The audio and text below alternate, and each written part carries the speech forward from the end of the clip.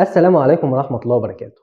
معكم أحمد الحنجور وهنتكلم في حلقة جديدة على قناة عظماء بلا منافس.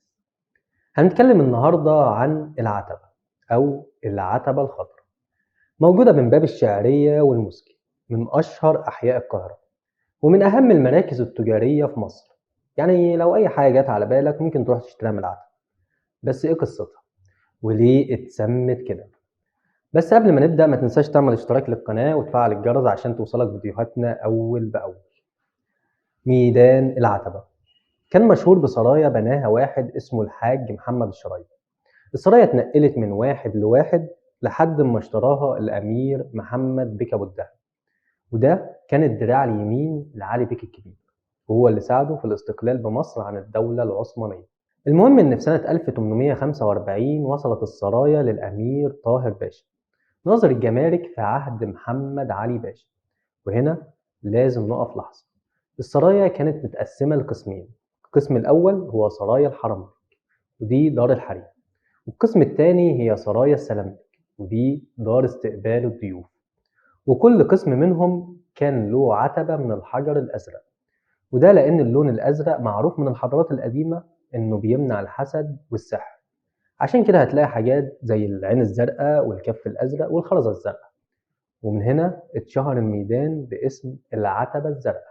اسم العتبة الزرقاء ده قعد 5 سنين بس، لأن في 1850 وصلت ملكية السرايا لحاكم مصر وتالت والي من أسرة محمد علي، عباس حلمي باشا. ولكن عباس باشا على غير العادة كان بيتشائم وبيكره اللون الأزرق، فقام غير لون العتبة من اللون الأزرق للون الأخضر، ومن وقتها اتعرفت باسم العتبة الخضراء. وعلى فكرة عباس باشا مات مقتول في قصره في بنها، يعني لا نفع معاه عتبة خضراء ولا زرقاء. العتبة الخضراء كان أشهر اسم عدت بيه العتبة، وحتى اتعمل فيلم مشهور سنة 1959 باسم العتبة الخضراء، من بطولة صباح وأحمد مظهر وإسماعيل ياسين، ومن إخراج فطين عبد الوهاب. العتبة طبعا أكتر حاجة معروفة بيها هي الأسواق بتاعتها. الأسواق دي بدأت سنة 1869، لأن الخديوي إسماعيل كان عاوز يخلي القاهرة على الطراز الأوروبي، فأنشأ أحياء وأسواق جديدة، وكانت البداية من العتبة.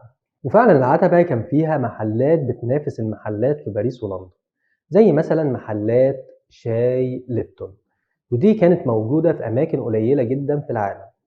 وشاي ليبتون دخل مصر عن طريق الصدفة، لما كان أحمد عرابي منفي لجزيرة سيلان اللي هي سريلانكا دلوقتي، ودي دولة بتقع بجوار الهند.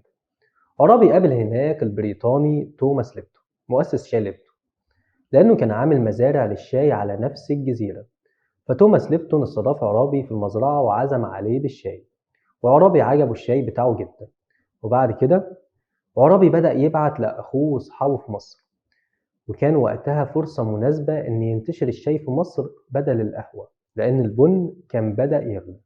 يعني عرابي يعتبر هو اللي دخل شاي ليبتون لمصر، واتعمل محلات مخصوص لشاي ليبتون في العتبة. وتبان أكتر أهمية العتبة في سنة 1896 لما الترماي دخل مصر.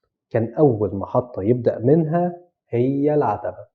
المصريين اتجمعوا عشان يشوفوا إيه الاختراع الغريب ده، وكانوا فاكرين إن الجن هو اللي بيحرك الترماي. عشان كده في البداية سموا الترماي العفريت. وفترة اتسمى الميدان باسم ميدان الملكة فريدة، وده بعد زواج الملك فاروق من الملكة فريدة، بس رجع لاسمه تاني بعد انفصالهم عن بعض سنة 1948. ولكن في سؤال مهم، هي سرايا العتبة الزرقاء ولا الخضراء اللي عمال نتكلم عنها من أول حلقة دي مكانها فين دلوقتي؟ في جزء راح من السرايا دي في التنظيم والتطوير اللي قام بيه الخديوي إسماعيل لميدان العتبة، ولكن الجزء الباقي كان مقر للمحاكم المختلطة، ودي كانت بجوار مديرية الشؤون الصحية في شارع عبد الخالق ثروت. حتى هتلاقي هناك شارع باسم طاهر باشا مؤسس سرايا العتبة الزرقاء. وبعد كده المحاكم المختلطة دي اتنقلت لمبناها الجديد اللي معروفة دلوقتي بدار القضاء العالي، اللي عند محطة مترو جمال عبد الناصر. ودي كانت قصتنا النهاردة. شكرا ونشوفكم في حلقة جديدة.